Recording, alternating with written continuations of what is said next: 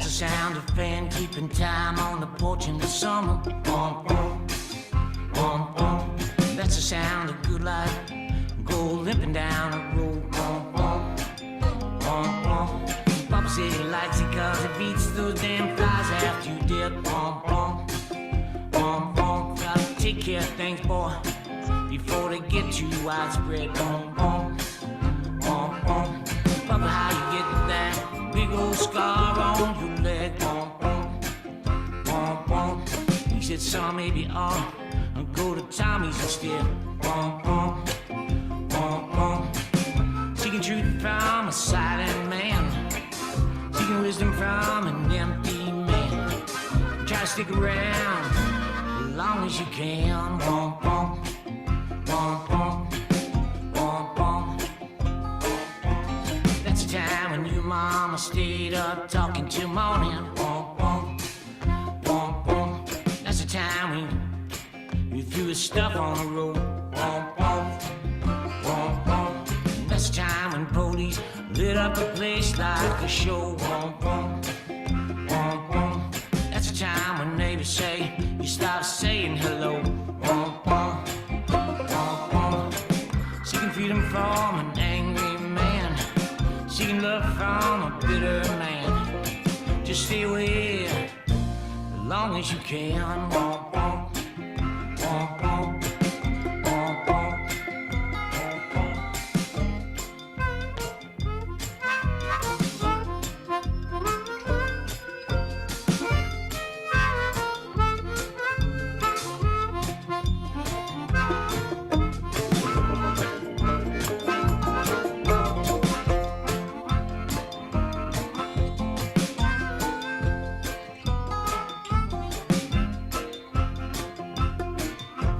That's the sound of fan keeping time on the porch in the summer. Bum, bum, bum, bum.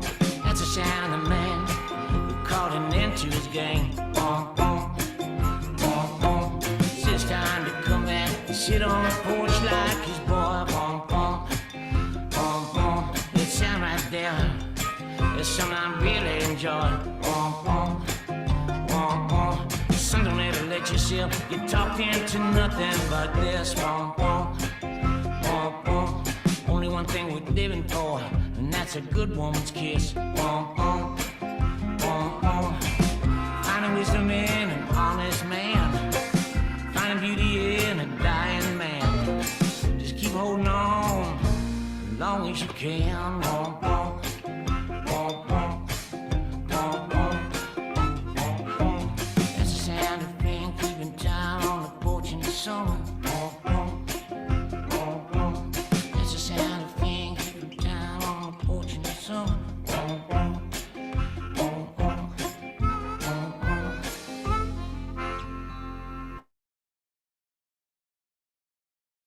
Welcome, everybody. Can you all hear me out there? Give me a thumbs up. All right. So glad you could be here today.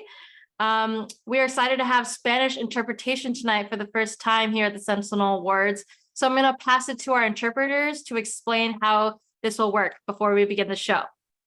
Thank you, Megan. And hello, everyone. My name is Sandra, and I'm here with my co-interpreter, Annabelle. We are the interpreters for this session. And we would like to begin by acknowledging all the languages that are represented by everyone here today. Today we'll be offering interpretation in English and Spanish. And language justice includes a commitment to make sure everyone can participate in the conversation in a more equitable manner by being able to communicate in their language of preference. We're going to be giving you some instructions and we'll do it in English and Spanish, so bear with us for a minute. Buenas tardes a todos. Mi nombre es Sandra, estoy con mi cointérprete Anabel y vamos a hacer las intérpretes de esta sesión. Queremos comenzar reconociendo los idiomas que estarán representados por las personas presentes el día de hoy. Y vamos a estar interpretando nosotras del inglés al español. La justicia lingüística incluye un compromiso para asegurarnos que todas las personas participen en la conversación de una manera más equitativa al hablar en su idioma de preferencia. Vamos a estar utilizando la función de Zoom el día de hoy y les vamos a dar las instrucciones para usar esta función. If you are using a computer, you will see a globe icon at the bottom of your screen.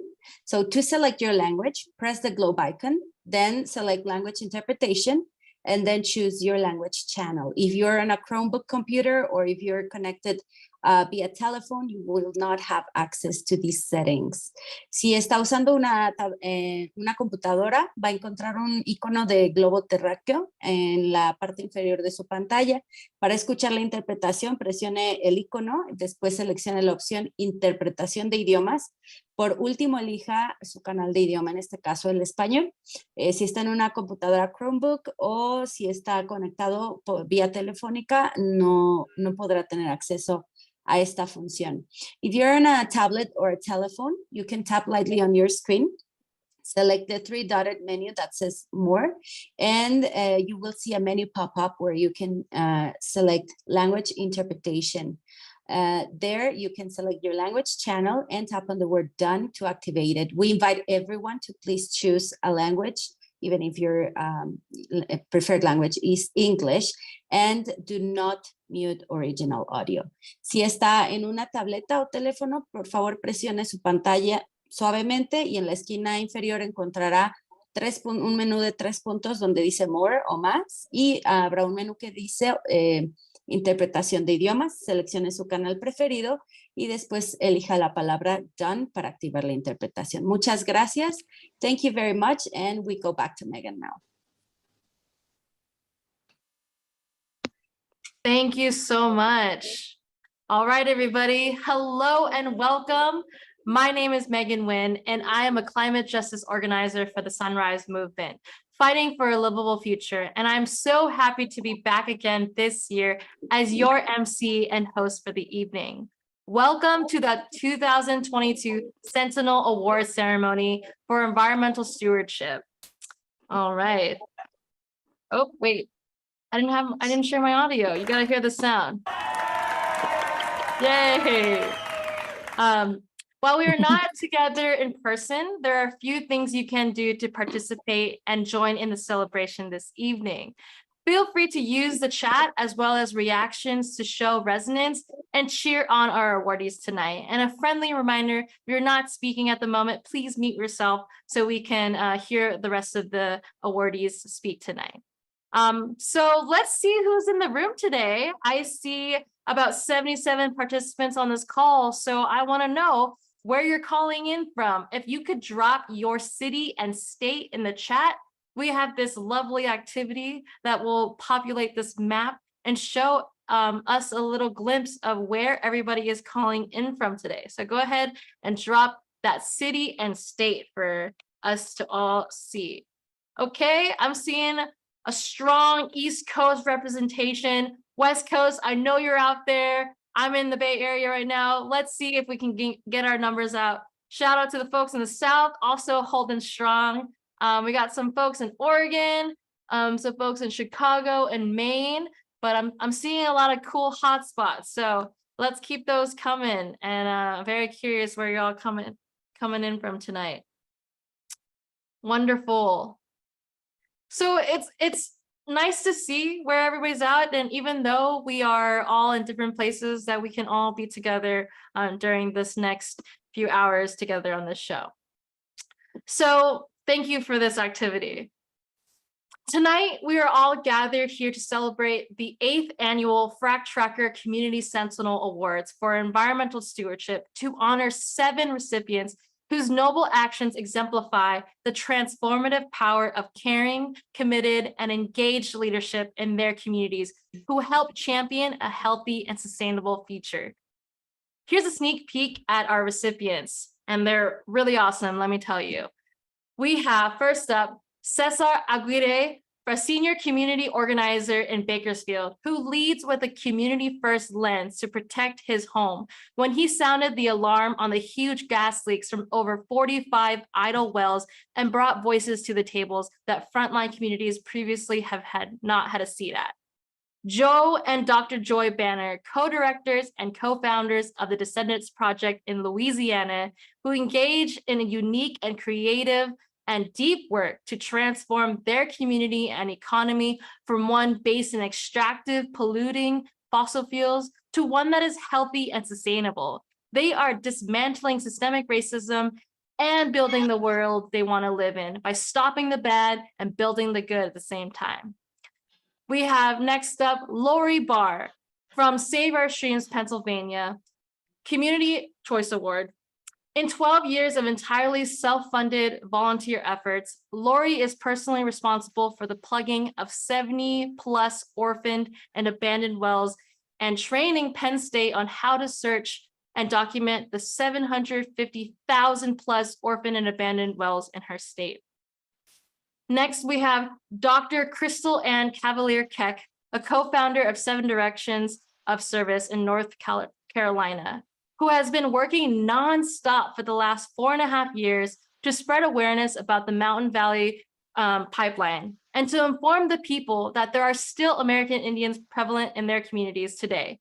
From writing articles in local newspapers, knocking on doors, phone banking, to several speaking engagements at rallies and to presidential candidates, Crystal unites people through her strength and voice. We also have Jill Hunkler, who served as the executive director of Concerned Ohio River Residents, now reviving a grassroots organization she started in 2015. And she is relentless in the fight against the destructive oil and gas and petrochemical industries in the Ohio River Valley. Not even bullying from the petrochemical industry she has endured will stop her. And she continues to educate and empower people in her community to stand up for their rights for a healthy environment. And last but not least, we have Shantae Davis, a movement lead organizer for the Sunrise Movement in Texas and recipient of our Young Advocate Award. Shantae is a youth organizer and founder of a multifaceted and intersectional environmental campaign and editor for a youth-led publication. And as a senior in high school, Shantae organized a 400-mile march from New Orleans to Houston to bring attention to the climate crisis in the Gulf South. And she continues to focus on elevating BIPOC voices in the climate and environmental movement. Wow, what a superstar set of Sentinels. Let's all give them a round of applause, and residents in the chat, please help me welcome them.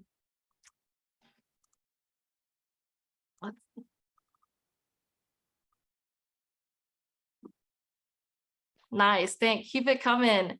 Can I have the screen share back, please? Yes, okay, I wanted to play this. There we go. Thank you. So each recipient, in addition to the award itself, will be receiving $1,000. And we selected this year's awardees from a pool of around 29 nominees across the country. And it was a tough decision, but I want to take this time to thank everyone who was nominated, because the real winners are the people who fight in this movement every day, and each one of us. And I want to thank you all for your hard work and dedication to fight for a livable future. Now, I'm going to be honest with you all. I've been feeling really burnt out from organizing lately, and also disappointed in the lack of progress and failed politicians and this political process. But hearing about the amazing work and local wins that our Sentinel awardees have accomplished reinvigorates my spirits. And it's champions like our awardees tonight that remind me the critical lesson that we and I are not alone. We are a part of a larger movement, and we will not stop, because this movement will win, and until we all have a livable and just future. And there's no other people I'd rather be in community with than the people here tonight. So I want to ask you all to help remind me and each other, what does movement building mean to you? Can you share a few words or a phrase in the chat?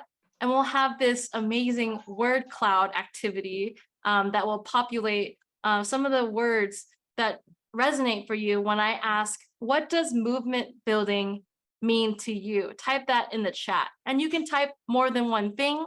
If you see something that you resonate with, type it again, because that word will get bigger. And I want to see, what movement building means to you.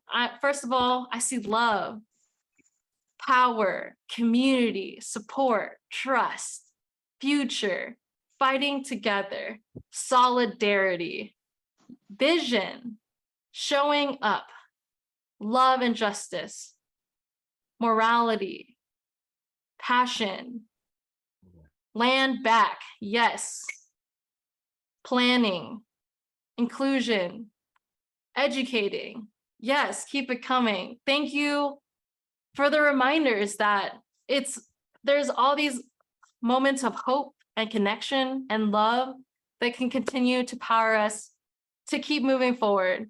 And I'm definitely going to hold all these values to heart. And the next time I'm feeling low, I'm going to think of all you all in these words. So keep those coming in the chat, and we'll save that picture and we can send it out to you all at the end of the show. But I really appreciate you all just sharing these words of love and wisdom. Okay. Before we formally begin our program, I'd like to offer a land acknowledgement. Frag Tracker recognizes that we currently reside and occupy the ancestral and unceded lands of more than 574 tribal nations and roughly 6.6 million indigenous people. Centuries of colonization have attempted to censor, remove, and erase indigenous peoples, their cultures, and their contributions throughout history and into the present. Even today, land protectors are fighting to reclaim their ancestral lands, receive federal recognition and funding, and are battling greedy corporate interests, pollution, and extraction from the fossil fuel industry that threaten their livelihoods and well-being. Let this land acknowledgement serve as a reminder that climate justice is inextricably linked to the indigenous sovereignty, and we have a responsibility to support them in this shared fight. Wherever you are calling from today, I ask you to take the time to acknowledge the stolen land you occupy and share that in the chat. I currently reside on the unceded land of the Ohlone Lisjan people in Berkeley, Oakland, California. If you are unaware of the name of the tribal nation whose ancestral land you reside on, make a commitment to yourself to learn more about the indigenous people who have been stewards of these lands since time immemorial and continue to do so today. Let this serve as a reminder and commitment to ourselves to affirm tribal sovereignty, honor their stewardship, and acknowledge that our work is far from over. Go ahead and continue and type in the native land acknowledgements in the chat. And once you have done so, I invite you to take a deep breath with me together.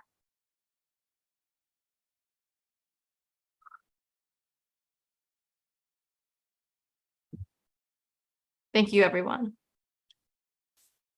And now begins our program, and I'd like to introduce you and welcome Shannon Smith to the stage. Shannon is the Executive Director of Frag Tracker. Frag Tracker Alliance supports groups across the United States addressing pressing extraction-related concerns with a lens toward health effects and exposure risks on communities from oil and gas development. We provide timely and provocative data, groundbreaking analysis maps, and other visual tools to help advocates, researchers, and the concerned public better understand the harms posed by hydrocarbon extraction. Please join me in welcoming Shannon to share thanks and recognition. Take it away, Shannon. Thank you. Thank you, Megan. Megan is so incredible. I'm so glad you could join us again this year.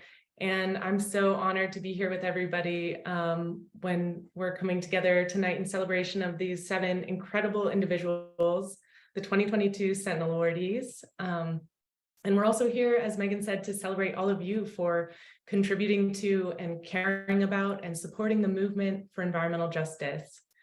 I was really moved when I realized the geographic diversity of this year's awardees. They come from Pennsylvania, Ohio, North Carolina, Louisiana, Texas, and California. And this was not by design. This just happened to be the result of the selection process. The Sentinel Awards started in 2015, and during that time, Frag Tracker's work focused almost exclusively on the impacts of unconventional oil and gas in the Marcellus Shale, particularly around Southwest Pennsylvania. As Frag Tracker and Halt the Harm have grown to have a national reach, so too has the awards program. But we haven't forgotten about our Pennsylvania roots. One of the Sentinels in that first year was Craig Stevens, who's with us tonight, I believe, where for the past 14 years, he and other residents from Dimock, Pennsylvania, have demanded justice from Cabot Oil and Gas, a fracking giant that poisoned the community's water. And finally, over a decade, Cabot Oil and Gas pleaded no contest to 15 criminal charges, including 9 felonies. And just a week ago, the company agreed to pay over $16 million to build a public water system that will provide clean water to the impacted people and cover their water bills for the next 75 years. The fight for environmental justice is not over in Dimock, but this is incredible progress made possible only by people like Craig Stevens. Craig wasn't the only Dimock resident to be honored as a Sentinel awardee over the years, but he was one of the only 3 Sentinels out of 36 to date who did not receive this standard honorarium.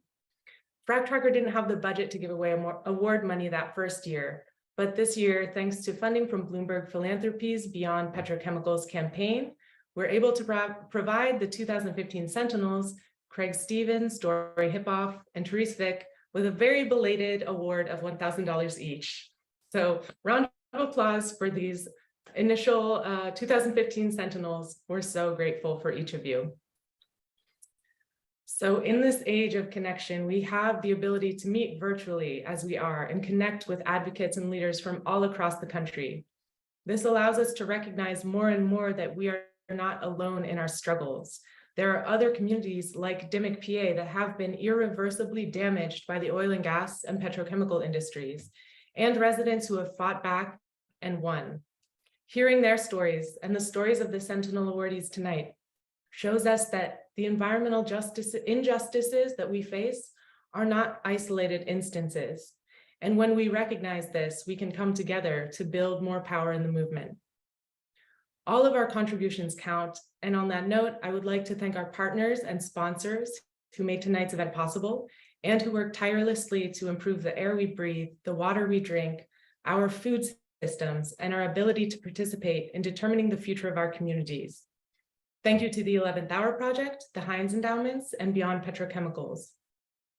Thank you also to this year's judges who had the very difficult task of selecting just a handful of awardees from so many incredible nominees. Thank you to those nominees who each have our utmost respect and recognition. And thank you to all of those who submitted nominations. Finally, thank you to our co-hosts for this event, Halt the Harm Network, Marty Kearns, Ryan Clover, Kevin Richardson, and AC Staubel. And to the Frac Tracker coordination team, particularly Erica Ninos, for organizing this year's event. I am so honored and grateful to be in this space with you all. And with that, I'll turn it back over to our fantastic MC, Megan. Thank you, Shannon. Let's give her a round of applause if we can. And I'm having trouble sharing my sound, so it's going to be a little choppy, but there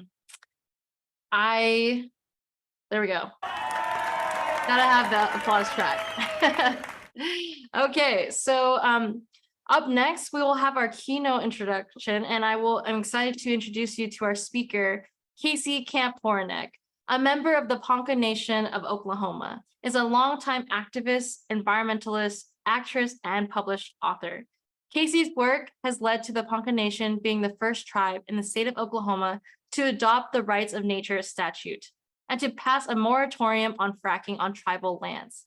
Casey was also instrumental in the drafting and adoption of the first ever International Indigenous Women's Treaty protecting the rights of nature. Having recently returned from COP27 in Egypt, Casey continues to work with Indigenous and non-Indigenous leaders and organizations globally, and sits on the board of We Can, Movements Rights, and the Global Alliance for the Rights of Nature. Let's give Casey a warm welcome to the stage. I think I need to carry around one of those little things. That just is such fun. Thank you very much. I'm kind of imagining how my grandkids and great-grandkids would react to that as well. Datia, Judy with the Ponca, Abadi, Mashte Ponca, Oklahoma. Uahe tamajik te tinike, ganke gi the te ati. Judy is my true name. Casey Camp Hornick is my colonized name. I'm a member of the Ponca Nation of Oklahoma. Our original homelands are from Nebadaska, also known as Nebraska. Just been looking forward to this moment, and I'm grateful to be here among you. When I hear about these things that are happening, it's just so exciting to me. But first and foremost, I want to offer this water to myself to join with the water within you and the water within all living things to connect us and to say thank you to her for life itself.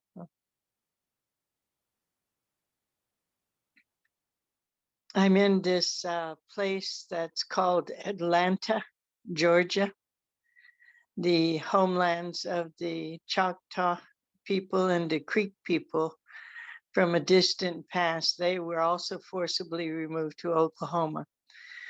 So I have many friends and relatives, and it feels good to be in their territory right now and to feel this portion of the earth that I can understand how they feel being removed. In Oklahoma, there are 39, I hate to say these words, federally recognized tribes. That's such an odd thing to say, to be federally recognized. We self-recognize. We know who we are, in other words.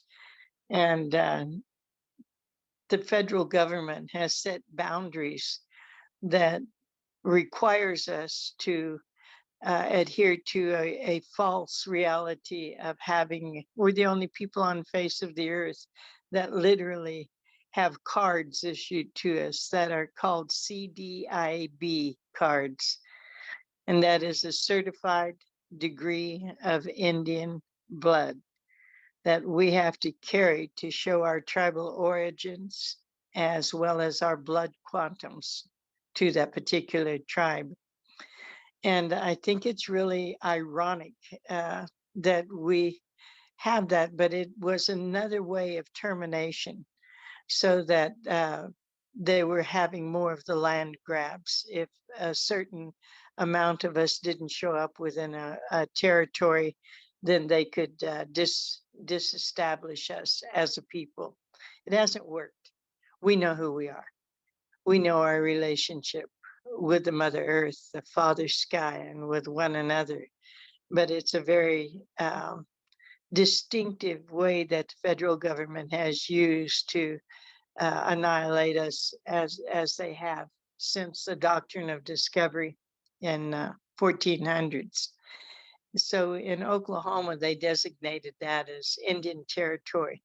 And they began to forcibly remove us from our territory. And by forcibly remove us, I mean, literally, my grandpa was 6 years old on the 700-mile walk from Nevadaska, where our people had to leave behind our hunting and fishing instruments, our sacred seeds. And after seeding with a C, 200 million acres and more, we still had to leave that territory and walk a trail of tears where 1 in 3 of us died, just as many as of our other relatives of the other 39 tribes did.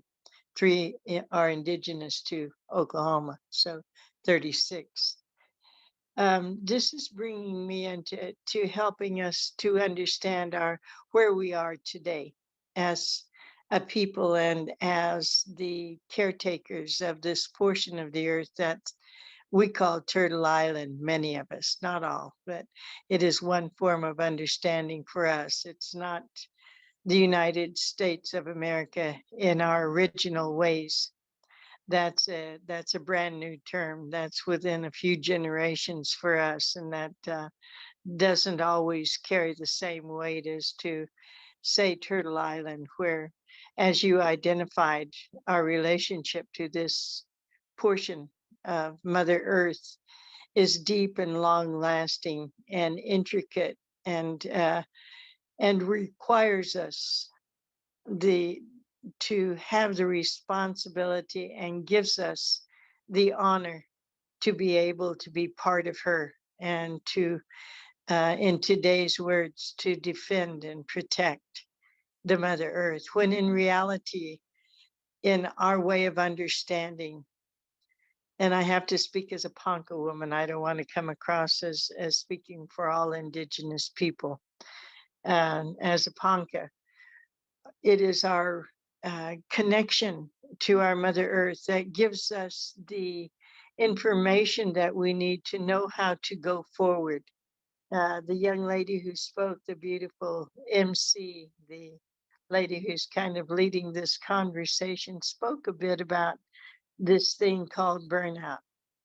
This is where we get the abilities to sustain ourselves so that burnout doesn't happen. It is simply a part of life in the manner in which I was brought up, to take care of your all of your relations. And we are related to all. So for me growing up, and I'm 74, was to have the honor and responsibility to carry forth the strength and responsibilities and duties and honors that my mothers and grandmothers and great grandmothers and my daughters, granddaughters and great granddaughters, my sons, my companion, my brothers, my sisters, my aunties, I could go on and on, my grandpas, uh, felt in order to feel this responsibility to Mother Earth and Father Sky. So we are a people, when we say land back, it's not so much about recovering the land that Wakanda, the great spirit, the great mystery, placed us as caretakers, which I'm not going to argue against if somebody wants to do that, of course. But the relationship to the land itself, the relationship to this place that we are part of, wherever we are on Mother Earth, wherever we are on Turtle Island. What is our relationship to that land? That's what we want back. We want the land to be as healthy as the great mystery intended it to be. And in turn, that land then makes us that healthy. We want the grass, the corn, the flowers, the things they call weeds, those medicines, to be as healthy as Wakanda, the Great Spirit, intended them to be. They are part of the land. Within the land also lives all of the creepy crawlers, all of those ones that come out into spring and fly that are called, bugs and butterflies. And we want the eggs of the sacred winged ones to grow strong, because they are part of this natural cycle of life that we have the honor of participating in. The same with the buffalo and the deer. So land bank encompasses all of that, and even the winds that blow. And as the petroleum companies, as the extractive industry begins to find ways that they commodify the sacred, we are unraveling that ball that they have tied us up in and tried to create a false economy around. If one really considers the deep understanding of the value system of the indigenous people, then one also has to look strongly at the manner in which we can begin to join hands. Some of you I met at the first Cowboy and Indian Alliance gathering in Washington, D.C. that happened about 10 years ago, when we came together to stop Keystone XL, and it happened. And in saying that, I want to acknowledge my adopted daughter, Joy Braun, who just made her journey to the spirit world, because she has been part of this movement for as long as I can remember. In saying that, we also have to acknowledge the water herself and the sacredness of her, and the fact that her life is intertwined with all life on earth, and in a very real way as well as a spiritual way.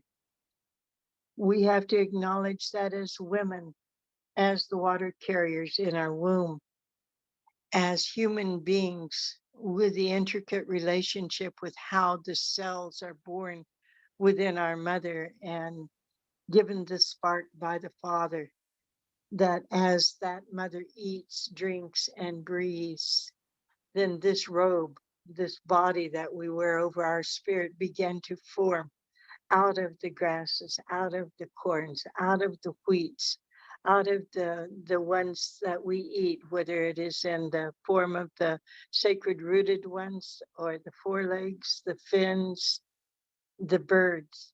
And then as that child comes to earth in the way of birth here, it goes and takes that sacred breath of life that is part of the air that they are now commodifying and carbon trading. There is so much intricate relationship that comes at a time like this that I feel that I need to acknowledge in order to acknowledge the extraordinary work that's being done through Frac Tracker, through each and every one of these extraordinary human beings who are being, in my estimation, guided internally and spiritually by those things we just talked about. The earth herself, according to the teachings that I've had, is in a place of purification. It's also called climate change and climate chaos. The purification has to happen because human beings have messed up the natural cycle, that have messed with and bent the natural laws, but they will not be broken. The natural laws will continue to exist, and human beings have to come back into alignment with that, which is why within our tribal structure, within the movement rights and the ones like you today, we are working to create situations that are called laws or statutes or resolutions or the UN Declaration on the Rights of Indigenous People and many other names, in order to say that we recognize that we're parts of nature, not separate from. We are nature in the form healing itself at this portion of time. And during purification, during this time called climate change, that as we recognize the wholeness of it, the intention of the great mystery, that all of these things have a natural way of being, and we get in the flow with that, then we stand up. Then we say, yeah, we're land protectors. Yeah, we're water defenders. When in fact, we are just nature defending itself at this point. We are the ones trying to keep our species from becoming extinct from the behavior that we've exhibited.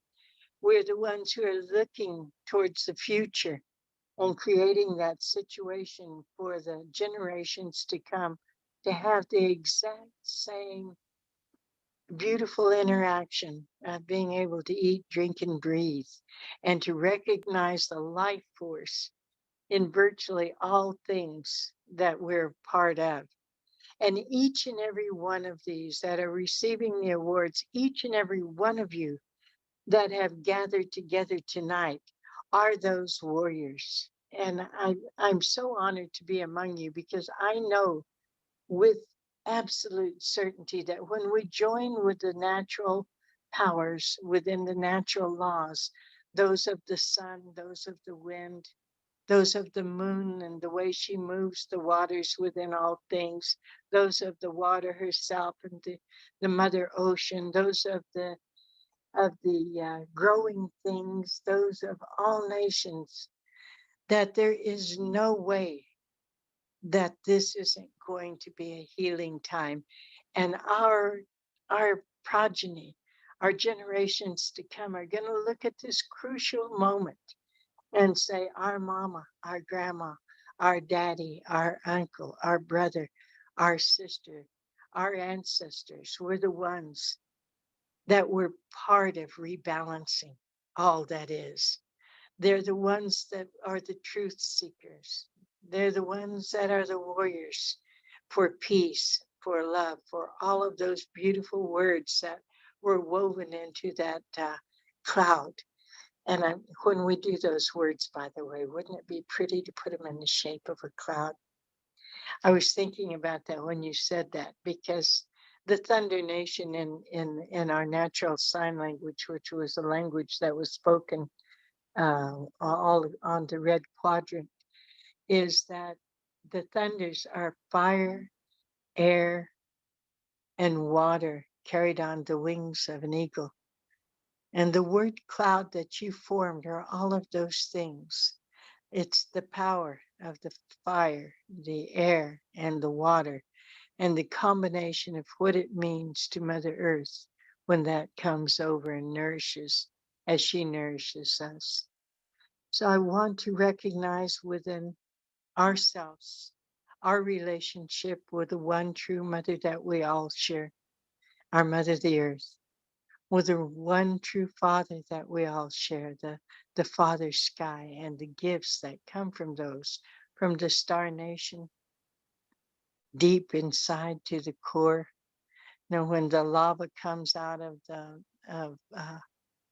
the goddess Pele, she too is forming new land. She too is creating a place for the peoples. She too is recognizing that there needs to be more land back, understanding, so that humankind can reestablish and honor that place in the sacred circle of life that we've all been part of. So for each and every one of you that is being honored tonight, please take it deeply and strongly that you're an answer to a prayer that way back when your ancestors gave a prayer for life for you. And you're sustaining that prayer by caring for the life of others.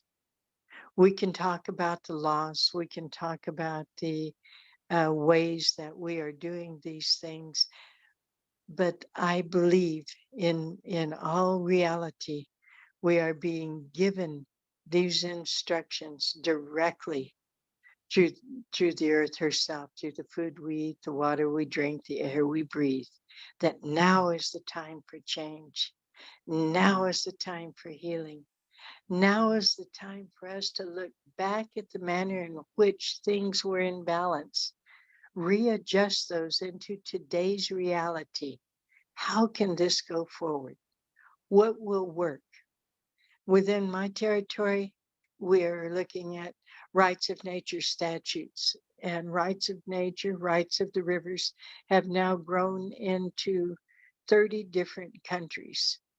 The Global Alliance for the Rights of Nature is a very good organization if anybody chooses to look at that as a model for how these, according to movement rights, I love the logo they have. It's aligning human law with natural law. How can we realign ourselves? How can we put into form the things that we need to put into form to uplift what is already in place? And that is, for me, using the rights of nature, recognizing the rights of the rivers, recognizing the lives that you and I share. And to, if we have to get out there on the front lines, I enjoy it, being among people like you when we lock our arms together. Well, let's lock our spirits together right now, tonight. Let's enter into a sacred circle of life that is so strong and so powerful and so capable of helping us to move into this rebalancing time with the male and female energy being fully inhabited by us. Let's take that power, that is the power that is already there, pull it into ourselves and believe that tomorrow's generation is going to look at us with pride and know that we've acted with honor, and that together, yeah, we got this, my friends and family. Thank you for allowing me to be part of tonight. Thank you for everything that you do. Be so proud of yourself. I'm so proud of you.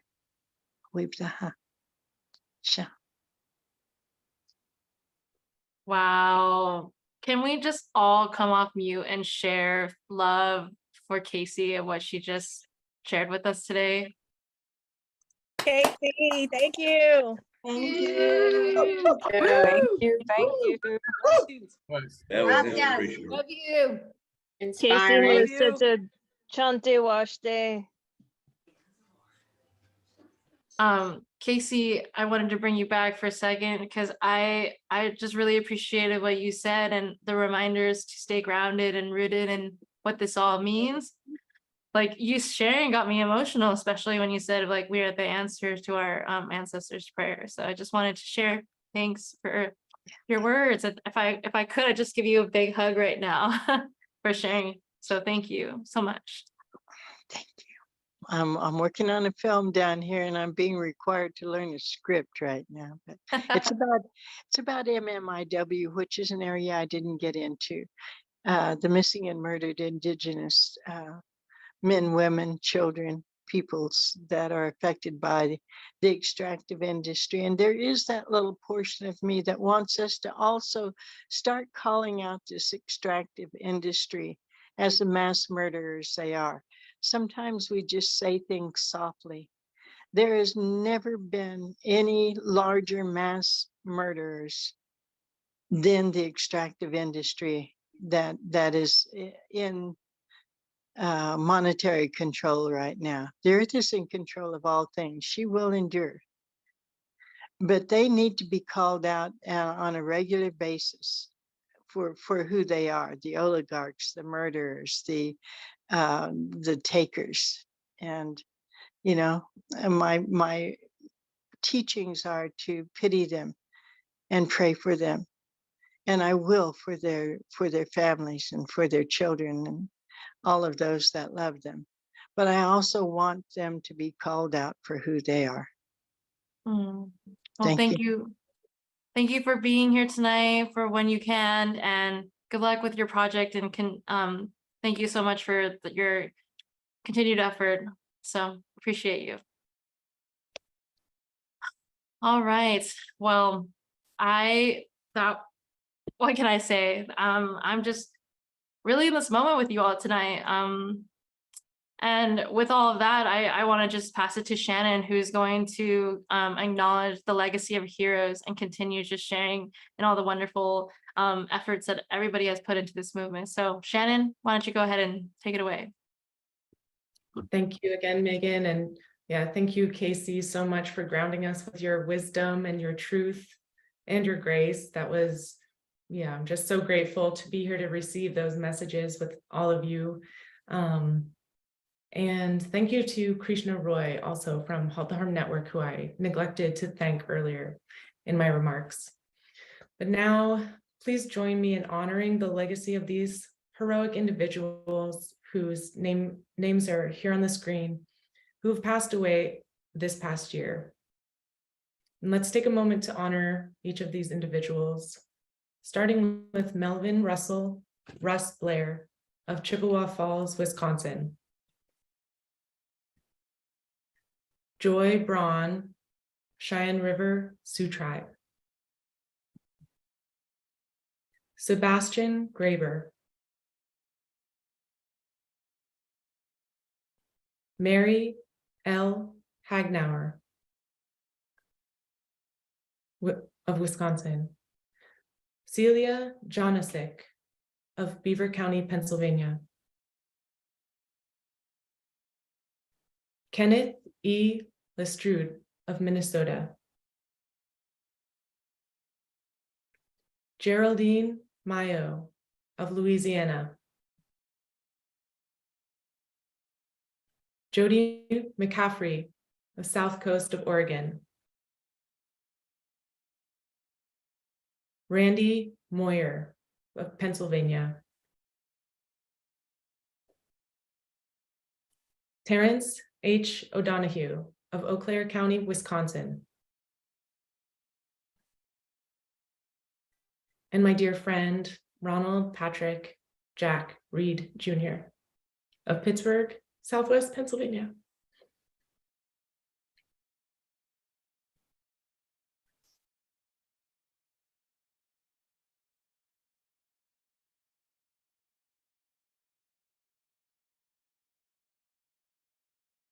Thank you all so much, and I'll pass it back to Megan for a moment of silence to honor these incredible individuals. Thank you, Shannon. Let's all take a deep breath together and just soak in, like, yeah, we've lost some amazing people this year, and breathe and reflect on that for a moment.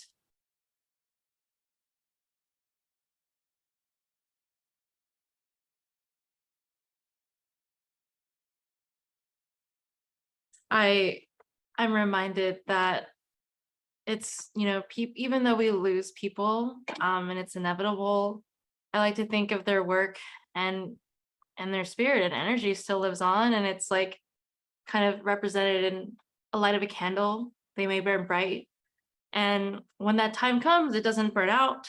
It can get passed on to the next candle for all of us in this room today, and we continue to just pass on the torch to the next generations and to our other communities. And I just wanted to hold this like moment with you and share it with you all, that we're all here burning bright, and let's continue to, like, you know, recognize that this is a moment that we can like pass the torch on, pass on that light, and continue to shine bright so that we can win a livable and just future, one free from extraction, pollution, and murder, basically. So with that being said, let's continue on and recognize the awardees for tonight who have been working tirelessly throughout their communities and why we are gathered here. I want to acknowledge that we had a total of 29 nominees who can be viewed on this slide coming up. And these are all people that we wish we could celebrate. Alas, the decision process is pretty difficult because y'all are all superstar people, but we encourage that if you did not win this year to continue to apply, because we still, maybe next year is your year, and continue to nominate the people and champions in your community. So let's just give a round of applause to the folks that did get nominated, but continue to do great work in their communities. Thank you. So now we've reached the portion where we'll be announcing our nominees. And it's going to be, I'm going to call upon the stage some friends and close people of the awardee recipients who will then introduce the awardees themselves. Are you ready? And I encourage you during this section to use that chat and share your resonance, but stay on mute so that we can continue to go through. We would love to engage with you all. All right, here we go. First up, we have Nayamin Martinez, who is going to be introducing Cesar Aguirre. Welcome to the stage, Nayamin. Thank you. Buenas tardes. Thank you for having me, and thank you for this award that you are presenting to Cesar. It's my honor and my privilege to present to you this young, smart, charismatic, and talented individual that I have the pleasure and the honor to call friend and coworker.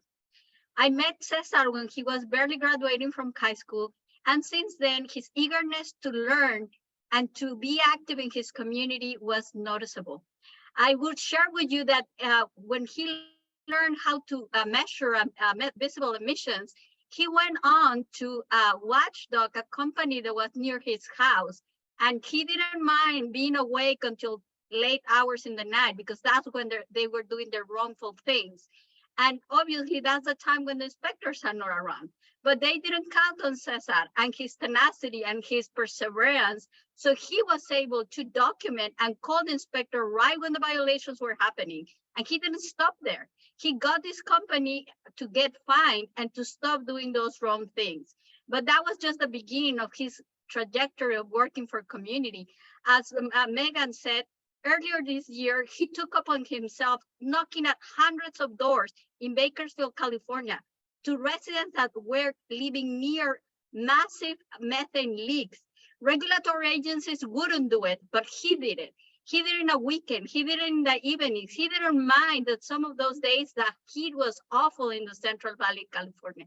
That's the kind of person that Cesar is. So that's why I'm very proud and humble that he's part of the Central California Environmental Justice Network, that he's my friend. And also, he's not only an active member organizing, he can go and talk to regulators, legislators, and even the governor. Let me just brag that when the governor of California signed into law the setback bill this past September, that was a major victory for environmental justice movement in California. Of all the multiple people that were working on this, guess who got invited to speak at the press conference? Cesar. And it was a well-deserved recognition from the government of his role in helping frontline communities be protected from oil and gas. So without further ado, Cesar Aguirre.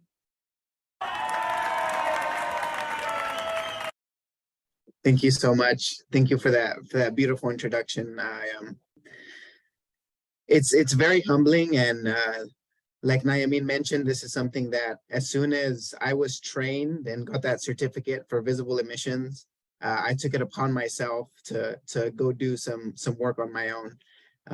But that isn't exactly where it started. I am named Cesar after Cesar Chavez because my dad was once an organizer with the United Farm Workers Movement, and later became one of the national vice presidents.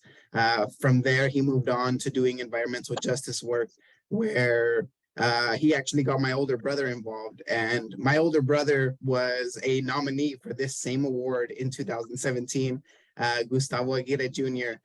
So I definitely have some big shoes to fill. And the reason that, community watchdogging and talking to regulators is something that feels very natural to me is because all I have to do is say the truth. For me, environmental justice is giving voice to underprivileged community members. At first, when you look at it, it may look like a coincidence, but we know that it is no coincidence. There was even a study that was done in a city here in my county, where a firm wanted to know where the best place to put a dump was. And their study said, do it in a low income neighborhood, with people of color, with people that have low education, right? Stay away from white liberal neighborhoods or upper strata neighborhoods, because they will complain the most and you'll get the most regulators there. And where do we see all of the pollution? Where do we see 99% of neighborhood drilling? In Black and brown neighborhoods, right? And once you educate someone, you cannot uneducate them. Once they know how dangerous an oil well is in their backyard, they then get angry every time they hear it come on, and they want to be the ones to talk to regulators. And I feel very fortunate to present that opportunity to community members, because I feel that is the bridge that needs to be gapped, right? Unfortunately, the truth of somebody's voice often is not enough to convince regulators or decision makers. And the reason that this award from Frac Tracker means so much is because Frac Tracker was on the ground with us with honestly equipment that is outside of our price range for a small nonprofit. Frac Tracker provided the tools for us to be able to find countless leaks so that I could go and do the groundwork and let people know. And without Frac Tracker, there wouldn't have been this giant wave of wells that we found and were able to let people know about. So the reason this award feels like a real thank you is because you were there with us, hand in hand, helping us find the leaks. And for that, I am forever thankful for you in helping me, one, find the problem and have the people that are most affected be the ones to speak for themselves, and to have bragging rights over my brother because I won and he didn't when he got nominated. So thank you for that. It's just a joke though. He is, I definitely have some big shoes to fill, and I will forever look up to him and my dad for the work that they do. And alongside role models like Naomi, I will have a lot of motivation moving forward. Give it up for Cesar. Let's give him some love in the chat. Cesar, while you're still here, I want to ask, what has been the most fulfilling part for you in this work, in this fight? Because you're out there, you're doing it. Yeah, for me, what feels most fulfilling is being able to talk to community members and receiving a thank you from them. Hearing, well, I would have never heard about this if it wasn't from you. That's what makes it worth it, because knowing that from here on out, people will know what to do and know where to go, and I'll be the first person on their mind. That's what helps me, be able to do this day to day, because dealing with politicians is exhausting. And that's not the bright side. The bright side is working with community members and seeing them build their power and be able to wield it. Well, that is so fulfilling to hear. And so thank you so much again, Cesar, for the amazing work you do. Keep going, and congratulations again on your award. Let's give it up one more time for Cesar, everybody. Yeah. All right. Up next, we have a award recipient duo, Joe and Dr. Joy Banner, who will be introduced by Paloma Henriquez. Paloma, take it away. Thank you so much. It's such a wonderful event, and I'm so happy to be here with you all. My name is Paloma Henriquez, and I'm a petrochemical finance campaigner at Friends of the Earth. And I had the privilege of meeting Joe Banner at the National Summit Against Petrochemicals, organized by Break Free from Plastic, that was held this October. And I was really struck by Joe's insightful contributions throughout the summit, and my enthusiasm just grew as I learned more about the work of sister team Dr. Joy Banner and Joe Banner with the Descendants Project. Joe and Dr. Joy co-founded and co-direct the Descendants Project, which is a nonprofit foundation committed to the liberation of the Black descendant community through the dismantling of inequitable and discriminatory economic, environmental, and social systems inherent in the violent legacies of slavery. As part of this work, they're on the front lines of the struggle against environmental racism in the form of petrochemical plants along Louisiana's River Road, otherwise known as Cancer Alley. Dr. Joy and Joe are proud members of the local descendant community with rooted ancestry that can be traced to the 18th century. I'd like to highlight some of the inspiring work of the Descendants Project. They're organizing to block the Wallace Grain Elevator, a proposed industrial site resulting from illegal zoning changes. They have sued St. John the Baptist Parish to stop the grain elevator, collected 5,000 signatures opposing the project, and organized town halls and meetings to share information with residents. They successfully petitioned the Louisiana Department of Natural Resources to reconsider the need for a coastal use permit for the elevator site. They've also partnered with other organizations to conduct archaeological investigations into the locations of burial grounds of enslaved ancestors, linking the legacy of slavery to present-day environmental racism. At the same time, they're advocating for better jobs, entrepreneurship, and small business development in order to transform their community's reliance on heavy industry. Joe and Dr. Joy are engaging in unique, creative, and deep work to transform their community by honoring their history and changing the local economy from one based in extractive, polluting fossil fuels to one that's healthy and sustainable. Through this, they're dismantling systemic racism and building the world they want to live in. This kind of long-range, holistic view is what's needed in every community in order to move forward into a just, equitable, and sustainable future. So congratulations, Joe and Dr. Joy, for this well-deserved honor.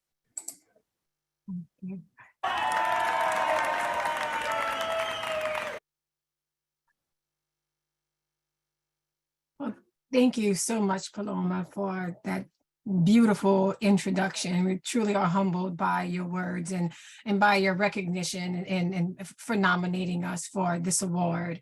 Again, my name is Joy Banner, co-director and co-founder of the Descendants Project. First, I want to thank you, the Frac Tracker Alliance, for recognizing our work, our love, and our commitment to our community. We are based in Louisiana's Cancer Alley, and we experience the devastating health and environmental effects of almost 200 industries along a 130-mile stretch of the Mississippi River. However, we also experience the rich history, culture, and heritage from the ancestors that came before us, many of them who were enslaved in nearby plantations that are now the homes of plants. We do this work, again, because we love our community and we are hopeful. Like Paloma said, we're currently fighting a dangerous grain complex that would pump over 700 tons of pollution into our community every day. And this is already with us being, it's centralized in Cancer Alley. But now communities, before, harmful industries like the grain terminal, they would have been what people call done deals. Right, and they use that terminology a lot so that we are disheartened and we feel hopeless. But now there is hope. Communities up and down the Mississippi River are fighting back, including us, and we are winning. We've been able to prevent the construction of the grain terminal and protect the historic artifacts and potential burial grounds of our ancestors, as well as our community members. So again, we thank you for all of the support and all of the love and the award, of course. It really means a lot to us to get this award. Now I'll pass it on to Joe. Yes, thank you, Paloma, for that beautiful introduction. And it was truly a wonderful moment in my life to meet you at the Break Free Summit, the Petkin Summit, and all of the people at Break Free from Plastics who introduced me, I think, to all of you tonight. My priest said that anytime something good can always come from something bad. And being here with you all tonight and feeling the love and feeling the commitment to the planet and feeling the solidarity that we have in this network is truly something good. So I just want to uplift that. I want to thank our attorneys. It's just me and Joy, but there should really be a lot more people on the screen because we have such a good network behind us. Our attorneys, Center for Constitutional Rights, and Tulane Environmental Law Clinic, who not only represent us, but they teach us. They teach us so that we can go back to our community and educate them as well. So as busy as their lives are and hard as their jobs are, they're still taking the time to inform us so that we can advocate for our communities. I also want to thank the Louisiana Bucket Brigade organization who was there from the beginning, boots on the ground. We just pick up the phone anytime we need anything, and they have been there to give us the resources and the time and the energy to help with this fight. I want to thank the scientists, the archaeologists, the anthropologists, genealogists, preservationists, and planners who you may not think about when we are in these fights, but who have been so instrumental to our fight and have been so good at rounding out our team with their incredible expertise. I want to thank the many organizations and the funders who've helped us grow and build the Descendants Project. I want to thank especially our community members who are fighting along with us, who are going through fractured relationships with their families and their friends because they're standing up for their health and for the health of themselves and for future generations. And it has not been easy, but they are hanging in there and they're offering me and Jar support, words, being there at our community events, helping us when we give out resources to the community. So I want to thank them for being a part of this fight with us. I want to thank our co-worker, Stephanie Aubert. Lastly, I want to thank my family, my cousins, my brothers, Verdell and Jose, and especially my mom and my dad, William and Harriet, who shower us with love and encouragement. And there's no idea crazy enough for them that they won't support us. So they have been just our rock and have allowed us to really spread our wings in this journey. So I really want to make sure that I thank them for everything. Thank you to everyone who's battling against environmental racism and injustices. And thank you, Fact Tracker, for bringing this and organizing this for us to be here tonight. So thank you very much. Thank you, Joy and Joe and Joy for your work. And can we show some love to them in the chat, please? I want to ask both of you, I really resonate with what you said about, what you do is really stopping the bad and building the good. What are some things you hold on to that push you to continue to hold on to that good through it, all of it, through the thick of it? Oh, I think you're muted. Muted. Okay. Sorry. I think this is a good time to recognize the Sunrise Movement.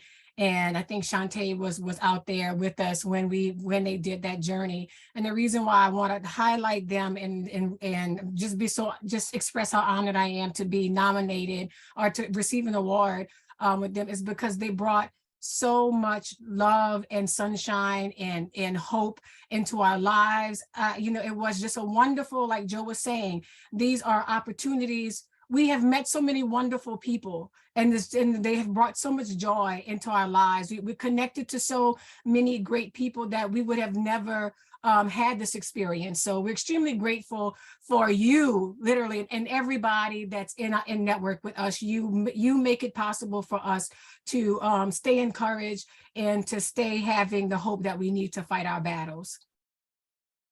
Well said, well said. Thank you so much. And I just really love that you mentioned so many people, and it's just a good reminder that it just takes a huge community to pull this off, and we're all in this together in messages of love and support. So one more time, let's give them a warm thank you and gratitude. All right. Up next, our award recipient is Lori Barr, who will be introduced by Dan Tompkinson. Take it away, Dan. Thank you very much. Hello and welcome. What a great gathering of awesome people. My name is Dan Tompkinson, and I need to offer this disclosure. Lori is my wife. I knew she was special when I first met her. Our first date, she took me to a beautiful, wonderful place called Bent Run Falls near the Kinzua Reservoir. If you're ever in North Central Pennsylvania, you must come see Bent Run Falls. Another sign was on our honeymoon in August of 2006. It was her suggestion that we go to New Orleans and volunteer with Habitat for Humanity in the 9th Ward. She is that special. But I really didn't know how special she was until 2010, 2011, when 2 houses exploded near Bradford, PA. The local media and local politicians were pretty much burying that story, but Lori wasn't having that. She wrote to Pennsylvania's U.S. Senator Bob Casey, who made sure the locals conducted a proper investigation. It was this investigation which tied these explosions to methane migration from orphaned oil and gas wells that no one knew about, undocumented, near where drilling was taking place. She had done some other things previously, like pushing the EPA to initiate a program to repair and upgrade railroad tanker cars, these cars that carry brine across the country because these cars were leaking badly. But this set of explosions and the proper investigation is what would kick off her well hunting project. In the subsequent years, in collaboration with the early Frack Tracker project, Lori co-founded Save Our Streams PA with Leslie Rolfe and began researching, documenting, mapping, and then advocating for the plugging of dozens of these orphan wells. Word got around, and so research teams were asking her to assist as guide through the oil fields of Pennsylvania. Teams from Princeton, Stanford, McGill University in Canada, Penn State, and private citizens began calling on her to help them address issues they were experiencing related to orphan wells in their areas. In at least one case, DEP employees actually referred others to Lori for assistance. And she's traveled the state from Erie to Harrisburg, Washington County, Tioga, PA, organizing well hunts, giving presentations, guiding journalists, investigative reporters from the likes of NPR, The Guardian, The Atlantic, Post-Gazette in Pittsburgh, and more. She has earned a reputation as one of the most knowledgeable people in Pennsylvania regarding researching and documentation of orphaned, abandoned oil and gas wells. She's been teaching other volunteers how to use the state's data records and their eFax mapping system, how to conduct the research of older records in libraries and historical societies, and she's taken teams to DEP offices for file reviews and more. And through it all, she's operated mostly out of pocket and mostly away from the limelight. Others have used her work, often without permission or citation, but we decided long ago that this mission was far more important than any recognition, so we actually encourage this. I like to say that hole in the ground is going to be there for the life of the planet. What's your maintenance plan? Through it all, Lori's been relentless, fearless, persistent, and committed to the integrity of the work.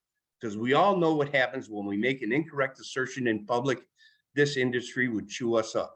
But she's been exceptional at dotting the I's and crossing the T's and holding this industry and the regulators accountable. She is a true warrior.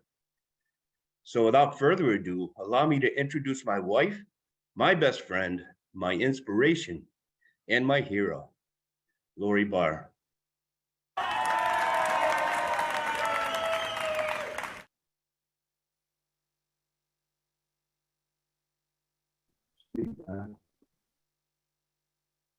Thank you to all my friends that have spun into abandoned well hunters over the years. Researchers, journalists, legislators, and members of the organizations that have worked with me over the years to help raise awareness and promote the plugging of lost, orphaned, and abandoned oil and gas wells. I'm extremely grateful for your help.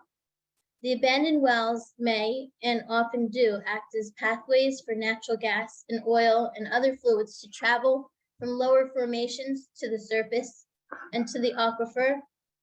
And I began working on these issues surrounding abandoned wells after 2 homes blew up in historic Bradford oil fields in 2010 and 2011. I began working on the issues surrounding abandoned wells after 2 homes blew up in historic Bradford oil field in 2010 and 2011. Bradford oil field straddles the PA and New York border, and since the 2 homes exploded, in 2018, another home blew up in Allegheny, New York, only 12 miles away from the earlier explosions.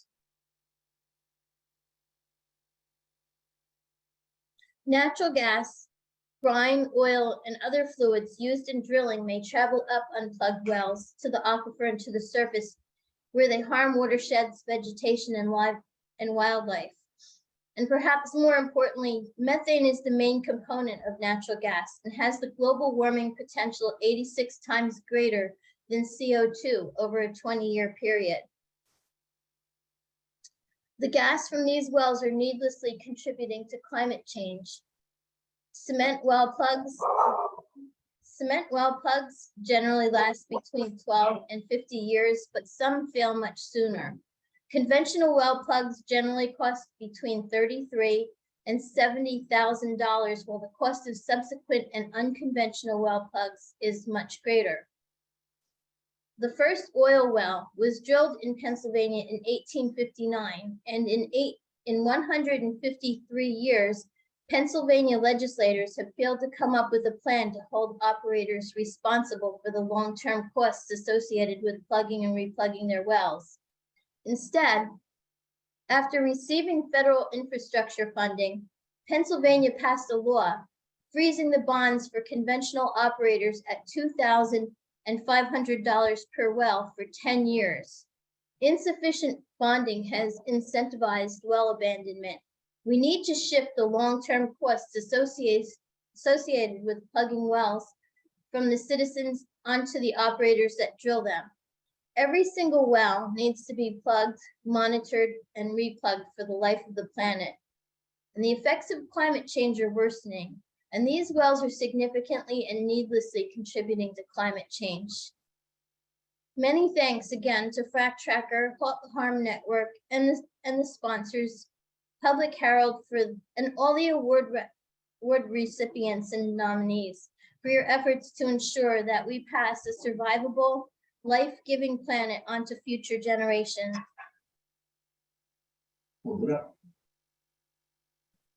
Here's the award. Thank you. Thank you, Lori. Let's give her a round of applause.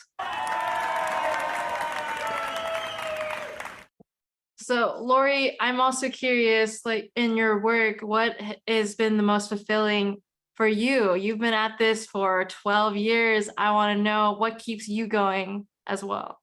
And seeing that we're making a difference and seeing that wells have been getting plugged and helping the environment, because these wells have been so devastating to the environment. We have wells that are plugged and the plugs have been lasting less than a year, and we've had 7 wells replugged.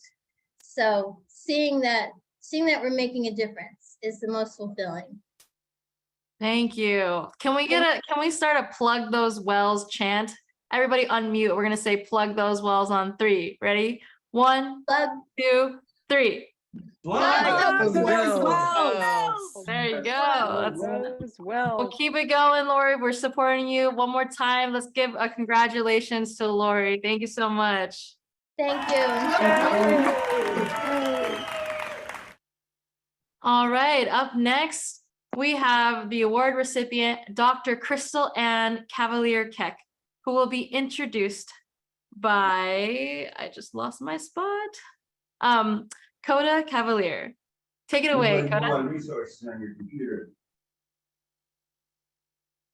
Hi everyone. So I'm Crystal, Crystal's daughter, and I have had the pleasure of seeing her journey from moving back home to North Carolina and working in the community to help everybody, not just us in the household, but everybody else that she believes that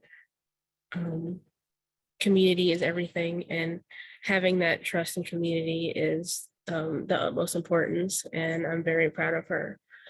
We were in Charlotte for a concert, completely unrelated, and she stepped away for a moment and came back with someone that had recognized her. One of the singers that were the opening act for the band had recognized my mom as Crystal Cavalier. So it's really cool to see how far her career has gone, and I'm very proud of her.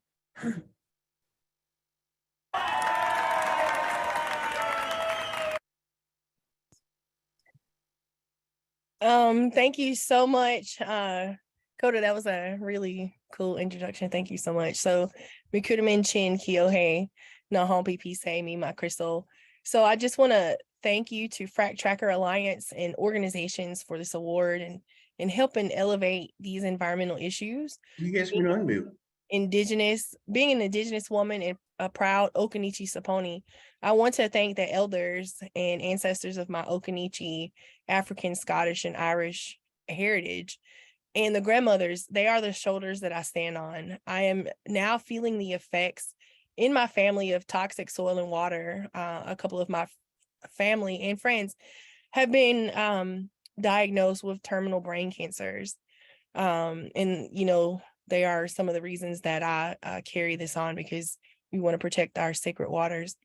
Jason and I co-founded 7 Directions of Service because we live here and we are proud of this history and we're proud of our family. And we don't want this extractive pipeline, the MVP Southgate, to steal and take the land, as well as contaminate our sacred river, the Haw River. We have since branched out to help educate and unite people across the state and region. And I'm extremely honored to be receiving such an important award, the Community Sentinel Award. And I'm earnestly grateful for the recognition I have received for this work, because I'm very sure that every other nominee for this award was as capable, if not more, of winning this award. So we have faced, as a community and as a pipeline community, we have faced several challenges on our way here, especially around fighting this pipeline. However, we didn't give up, and we have had small victories along the way. And each one of these challenges that we face has only strengthened me and my community, but to make me the person I am today. And winning this award would not have been possible without the inspiration I have received from my seniors and my relatives, for whom I have the deepest respect for, and from whom I have derived the strength to challenge myself and perform better at each path I take on this journey. And I just kind of want to say thank you to the grandmas and aunties who are land and water protectors who've influenced me. So Grandmother Mary Lyons, Grandmother Casey Camp, Sister Joy Braun, Auntie Sharon Day, Auntie Pura Fay, Auntie Mary Crow, Auntie Donna Chavis, Judith LeBlanc, Penny Opal Plant, and Auntie Lisa Bellinger. And finally, I can't say enough, I want to thank my husband, Jason, for being very supportive. Like, he is such a cheerleader and such an inspiration, and can cheer me up when I'm really sad and depressed. And I just really can't do any of this without him. I want to thank my children, Bran, Sam, and Coda, my mom, and my brothers, Patrick and Mike, and my sisters, Beth, Jane, Carly, Amber, and Tabitha, for helping me reach a stage where I can proudly hold up this award as a mark of our achievement. And thank you to the hundreds of the community who have joined our movement and with 7 directions of service. So thank you so much, and turn it back to you, Megan. Thank you, Crystal. I was reading a little bit about you, and you've just been doing so much. You're out there, you know, knocking on doors, calling people up, writing articles, speaking at things, getting recognized for all the work that you do. And so I want to know, like, what's something you're looking forward to? What's something that we can see next? Or are you just, what's something on the horizon for you? Let's see. Well, the movement, right? So you guys all heard Grandmother Casey Camp talking about the rights of nature, the rights of the water. So we're actually working on our own rights of the Haw River here in North Carolina. And we are, actively asking people to join our movement because we know this is going to be for a long haul, but we want to give the rights of water to the rights of water to this river. Because we want it to be protective, and we don't want these extractive industries like hot asphalt plants or mines or lithium mines to come and contaminate the water, because we have so many people that are on well water. So many people rely on this Haw River as a drinking source, and they don't know that this river can be contaminated. And, we're drinking virtually poisons and toxins. And, when it's too late, it's too late. Like, we can't reverse cancer or things like that. It's always lurking around. And so I want to be able to educate people and let them know, like, hey, we should really take a step back, breathe, think about us in relationship with nature, and that we are part of nature. And so that's what we're doing. That's what you can expect to be seeing for the next couple of years. And then maybe I might run for office again. I don't know. So thanks, Megan. All right, you heard it here first, folks. Maybe we'll see Crystal running for office, but you have a huge community who's going to support you and people who believe in you. Give it up one more time for Crystal, everybody. Thank you. Continue sharing love in the chat. All right. Up next, our award recipient is Jill Hunkler, who is going to be introduced by Ted Auk. Go ahead, Ted. Thank you. Thanks for having me. And it's really Jill. I've known Jill Hunkler for, I would say, about eight and a half years now, because I'm thinking back to the first time I met Jill in Monroe County, Ohio, where we were getting set to fly over fracking country in Monroe and Jill's home county of Belmont County. I think about 8 years ago. And I know this because I remember talking to Jill in the days and the months after that about my 1 or 2 year old and how I wasn't sleeping very much. And she was talking glowingly about her daughter, Wea, and her daughter, Wea, was only in high school now at that point, and now she's graduated from Penn State. So a lot has changed since then. But one thing hasn't changed, and that is Jill. She's a rock. She's persistent. She's reliable. She's humble. She's just everything that she represents, everything that's good about Southeastern Ohio. I have gotten to know Jill not just as an activist and a fighter, but just as a friend. There are so many stories that I can think of that Jill has brought to the attention of myself and others. I can think of a couple specifically, Kevin and Marlene Young living in the shadow of the Guernsey power plant, the folks in St. Clairsville living in the shadow of an injection well proposal, and Jill's own uncle, Randy Hunkler, who lives in Belmont, Ohio, and some of the stories that he's told everyone. These stories would not have gotten outside of Belmont County if it weren't for Jill. Jill told me stories when I first met her of her beloved Capteen Creek and the impact that fracking has had on that creek, and we've done some work looking at that. But what I really take from my interaction with Jill is just the fact that people have come and people have gone, but Jill has always remained committed to her people. She has remained committed to the cause. She has a no BS meter. Last year, we honored Teresa Landrum out of Southwest Detroit, and I like to think that Jill is the Ohio River Valley's Teresa Landrum. She is just a fearless fighter, and she doesn't change. She doesn't change when it comes to interacting with elected officials or journalists or academics. She is who she is. She's one of the most authentic people that I know, and it's an honor to introduce her here today. So without further ado, it's it's not very often that you get to introduce someone that's a hero and a friend. And Jill is both of those for me. So Jill, congratulations on this award. It's well deserved and long overdue, but I'm so glad for you, and soak up the plaudits because you really, really deserve them. So without further ado, Jill Hunkler.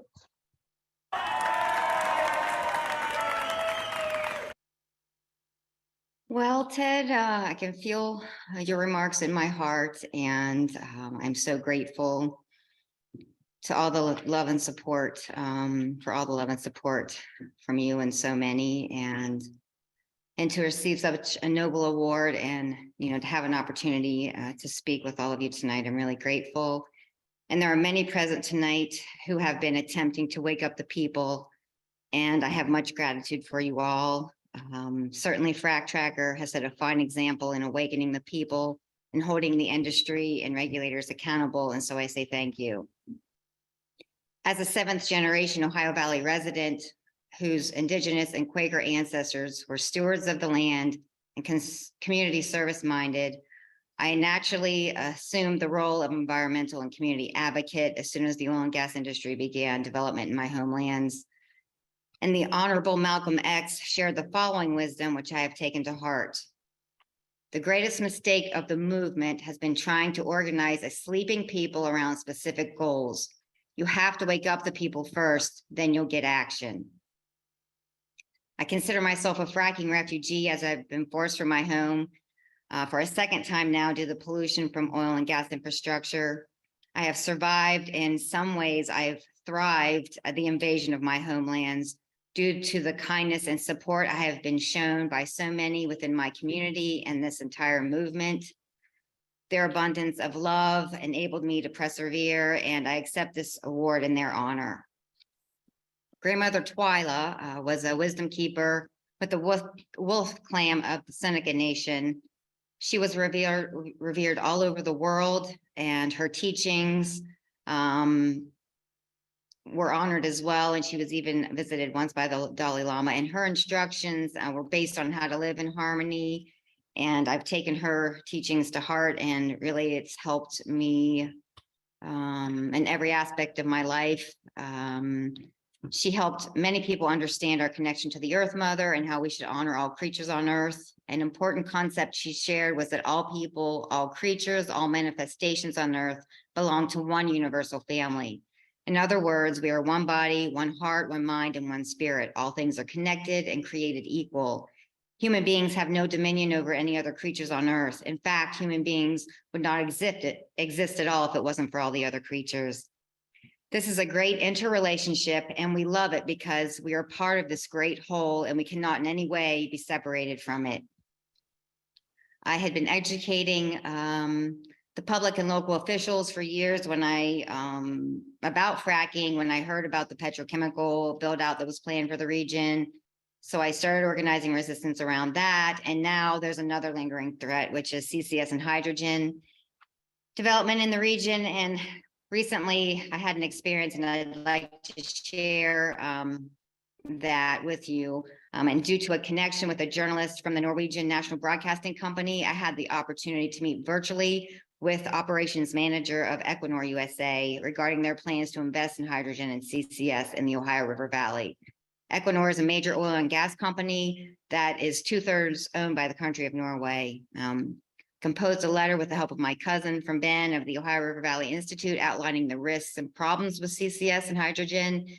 And we asked Equinor not to invest in this region.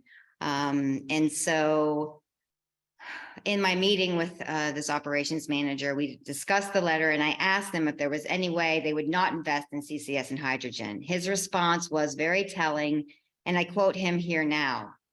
Equinor has experience with CCS and hydrogen, and we have had an interest in pursuing it here in the US. It just has not been economically feasible to move forward with that kind of investment until recently, when the US government passed the Inflation Reduction Act and the Department of Energy announced the support for funding for the development of hydrogen and CCS development, unquote.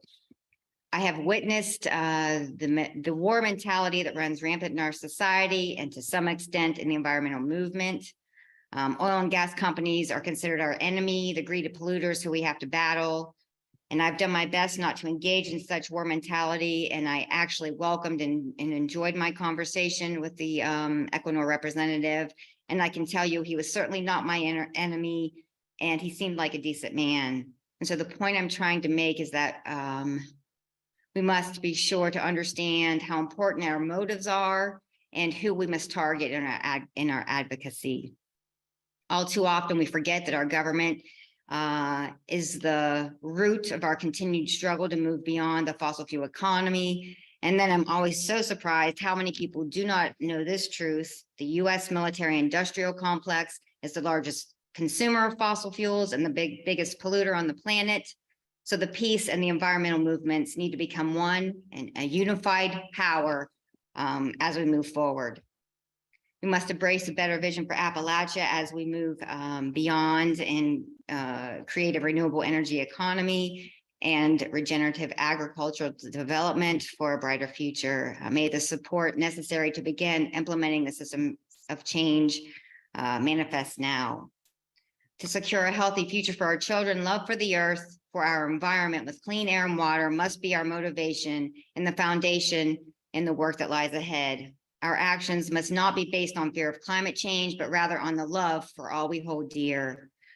And I'd like to conclude with the words spoken by Rolling Thunder, a Cherokee intertribal medicine man in 1961. It is not easy for some people to understand these things because understanding is not knowing the kind of facts that your books and your teachers talk about. I can tell you that understanding begins with love and respect.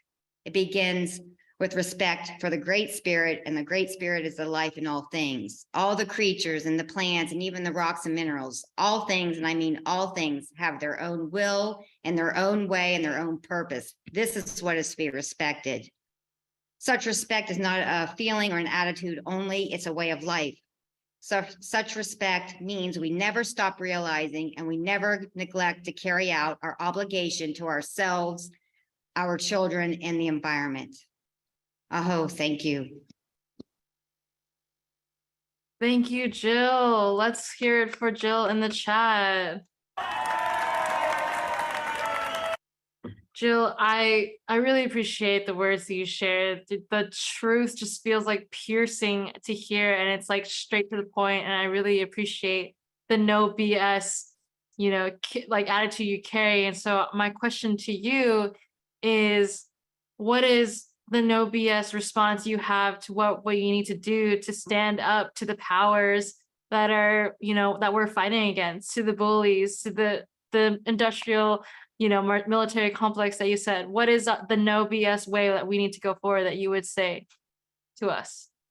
No BS is, number one, you have to educate yourself. You have to know the truth, and then you have to be willing to stand in your power and do whatever is necessary. Trust the inner guidance and, proclaim the truth, scream the truth, and be willing to do that in a loving, kindness, and compassionate way, recognizing that, as Bob Marley said, I am you, you are me, you are another reflection of this great whole. So it's about unity and also listening to all sides. And yeah, I think that's about the best I can say there. Yeah, and I mean, those words really ring true for me. It's just standing up, owning that power, standing up for what we believe in, what we know is right, and listening to others around us who have been doing this work and in our community. So one more time, thank you again so much, Jill. Thank you. And congratulations. All right, folks, last but not least, we have our Young Advocate Award recipient, Shantae Davis, fellow Sunrise Movement organizer, who will be introduced by Kate Greenberg. Take it away, Kate. Thank you. Hi, all. I'm Kate Greenberg. I work with the nonprofit Lonely Whale, which is dedicated to preventing plastic waste from entering the ocean. In 2017, we founded the Ocean Heroes Network, which was in response to the emerging youth environmental movement that was asking for intergenerational collaboration for climate action. And in 2019, we met a young leader at one of these boot camps named Shantae Davis. And it was immediately clear that we had met a pioneer that would have a profound effect on the world. And it has been a continuous collaboration ever since. So Shantae first faced the climate crisis when she was just 2 years old and forced to leave her home in New Orleans in the wake of Hurricane Katrina. And her family moved to Houston, Texas. And ever since, Shantae has been dedicated to climate work, specifically in elevating BIPOC voices. Through the Sunrise Movement, Shantae has organized a 400-mile march from New Orleans to Houston to bring attention to the climate crisis in the Gulf South. And they marched and made stops in Gulf Coast communities directly impacted by the petrochemical industry and fossil fuel companies. Her work has always touched on environmental, on empowering young people, which is a key component of working towards climate solutions. Shantae created One Ocean, a campaign that specifically targets BIPOC youth to support, uplift, and celebrate them in their work across the environmental and ocean conservation movement. And she is currently working to develop a Green New Deal for public schools, for middle school and high schoolers. Shantae is a contributing editor for Awake Magazine, a youth-led quarterly magazine and media platform that has been created with the mission of inspiring the next generation of climate leaders. I will drop the link in the chat after this, but you should definitely review some of Shantae's poetry. They're beautiful words.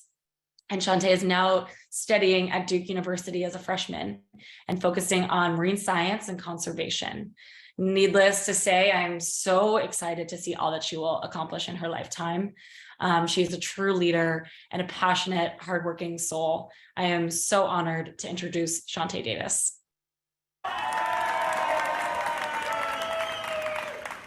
Thank you, Kate. This award means so much to me, and I'm so grateful to be in company of other well-deserving leaders, some of whom I've had the honor to work alongside.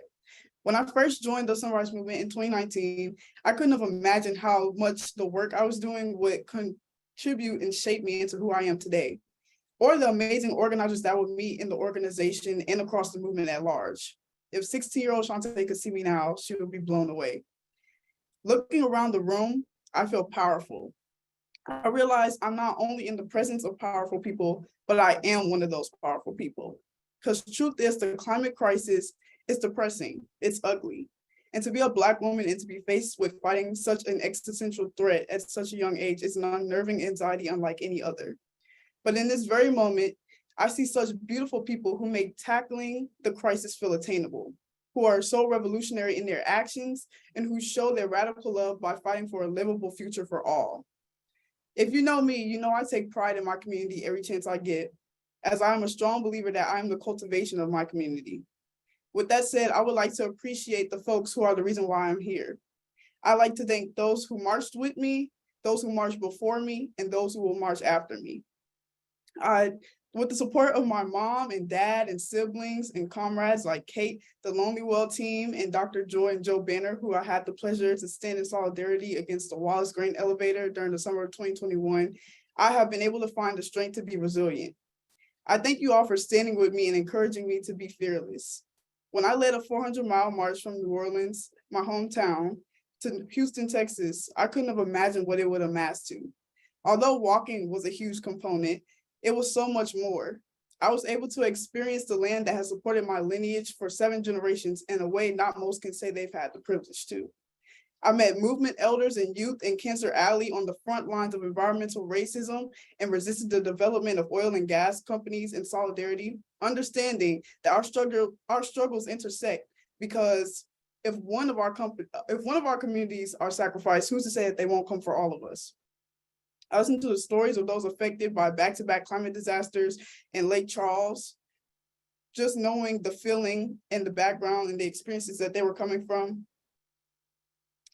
I walked the picket line down in Port Arthur with locked out Exxon union workers and learned about the unique injustices oil and gas workers face in their dreams for better union jobs and quality of life.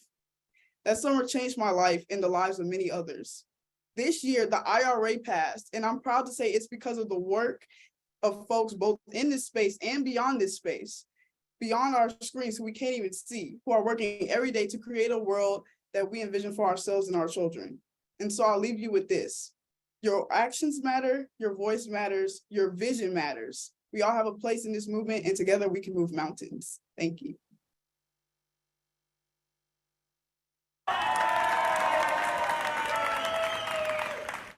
Wow, well said, Shantae. And I, as a fellow Sunrise Movement member, following the work, I'm just continually so impressed by our movement to continue to fight. And I want to, ask you as our Young Advocate Award recipient, what is your message to the people that underestimate the power of youth, that doubt us, and what is your message to empower more youth to take action? My empowerment to the youth is that age does not define you. You are only what you think you are. So you should think that you are much greater than you are. We hold so much power. Like, we literally outnumber these folks. We're here, we're now, and we can get things popping. And my message to older folks is, yeah, don't underestimate us. I know a lot, right now I'm a freshman, so I'm the little fish in the big pond. And yeah, I have things to offer that other folks that are well seasoned have to offer. So it's all about knowing your gifts and talents and strengths and skills and being willing to learn and to teach. Well said, Shantae. I have one more question for you, because I just feel like you got so much energy, and I'm curious, what's next? What are you cooking up that we can expect to see from you? Yes, I'm cooking up. I'm trying to get middle and high schoolers very activated and ready to mobilize and organize for a Green New Deal for public schools. I'm very passionate about it. Wonderful. All right, give it up for Shantae one more time. Can we actually get all our awardee recipients back on the stage? And I'm going to ask everybody to just come off mute and share a little bit of cheers for them. So let's see if we can spotlight all of our awardees. Go ahead and come off mute, everybody. Thank you. Warriors. Thank you. Thank you. Congratulations, everyone. Congratulations, everybody. Thank you. Guys. Keep going. Congratulations. Thank you. Love you all. Congratulations. Thank you, everyone. So inspiring. Thank you, Awardees. thank you, thank you. Awardees, do you have anything you want to say? Last minute words. Thank you all. Thank you. Thank you. I'm really humbled to be in the presence of all of you. And even though I don't know you, I feel you in my heart and all the love and support I can. So thank you for all your work and your spirits. Wonderful. Okay, let's all smile on 3. We're gonna take a group picture here. So we're on stage in 3, 2, 1. Very cool. All right, one more time. Congratulations. Thank you so much, everybody. Okay, so we reached the point of the portion where we will share our musical performance. We have a recorded music video to which kind of, I think, captures the sense of struggle and the beauty inside this fight alongside the community together. And so this music is by Billy Traynor, with the video homage by Nathan Hendry. And Billy Traynor is an American singer-songwriter and originally from Lawrence, Massachusetts, and now lives in Saxophone, North Carolina, with his partner Frankie and dog Maisie, and has 2 great kids and their partners, and 1 stellar grandkid, and assorted somehow other related. And he loves them all. So without further ado, let's cue that music video.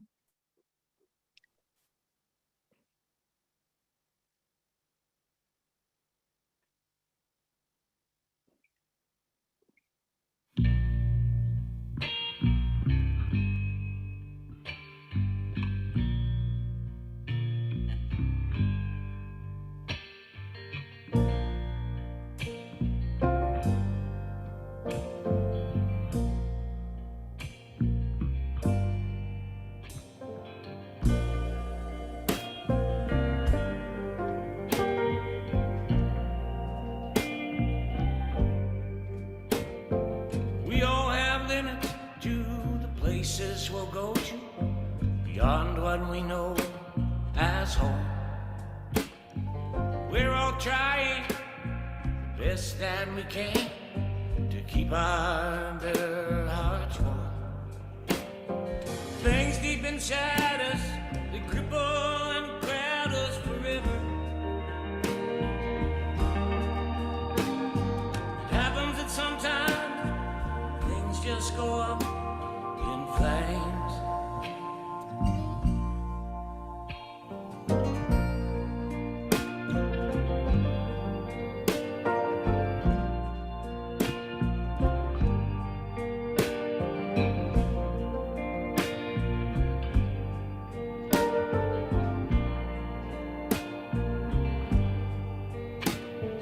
We all have moments of walking away from a time when we needed to stay. We're all thinking the best one's the next one, soon and we'll all be okay. But there's such a thing as love that's been lost forever. It happens that one day things are never the same.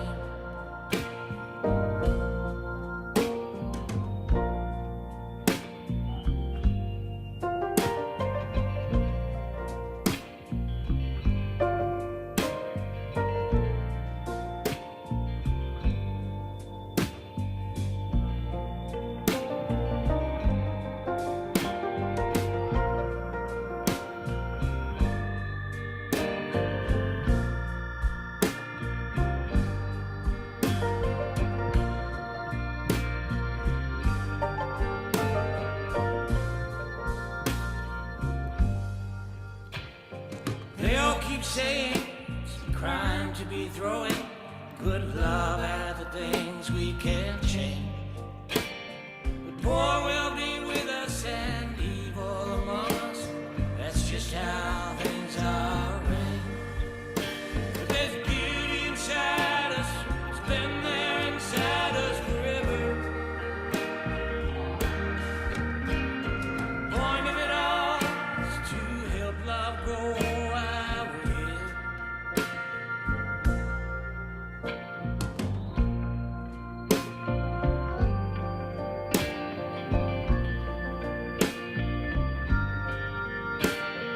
We all have pictures of the places that love goes. It leads us to wander alone.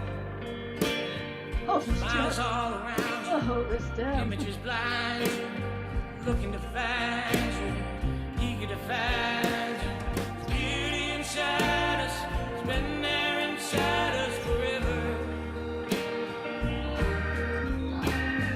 Beauty inside us, it's been there inside us forever. There's beauty inside us, it's been there inside us forever. Beauty inside us, it's been there inside us forever. Oh, there's beauty inside us, been there inside us. Beauty inside us, been there inside us. Beauty inside us, been there inside us forever.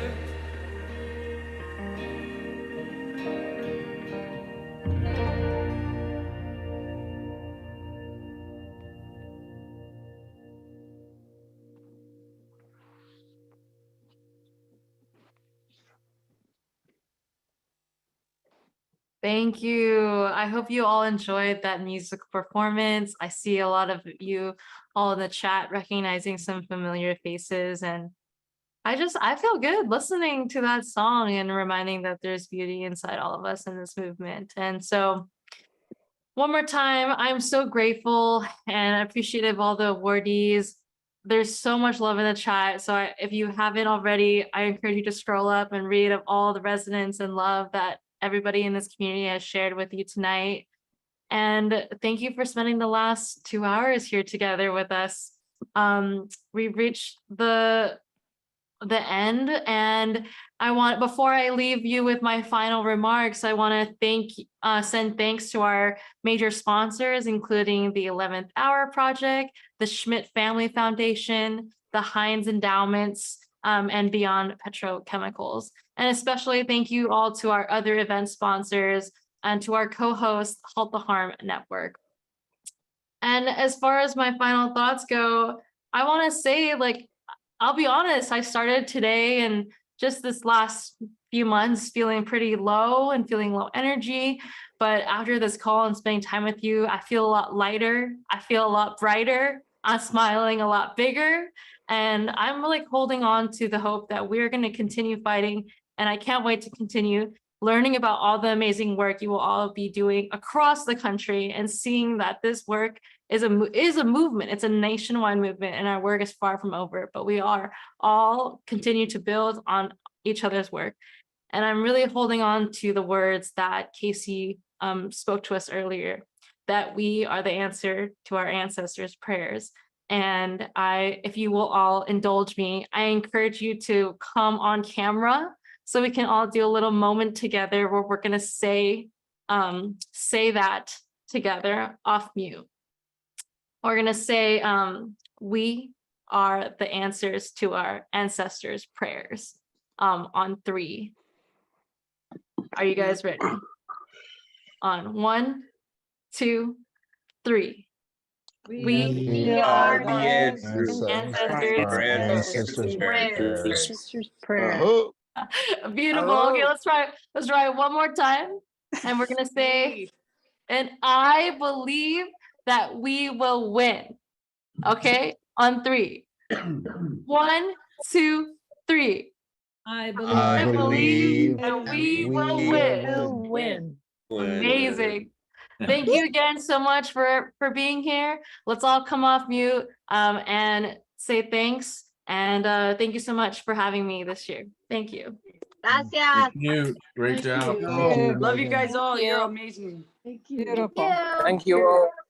From the Thank you so much. everybody. Great job, Megan. For definitely those of you staying, I'm going to pass it to Kevin, who's going to explain the reception rooms. You'll get your chance to interact with the awardees. So stick around. But thank you again, everybody.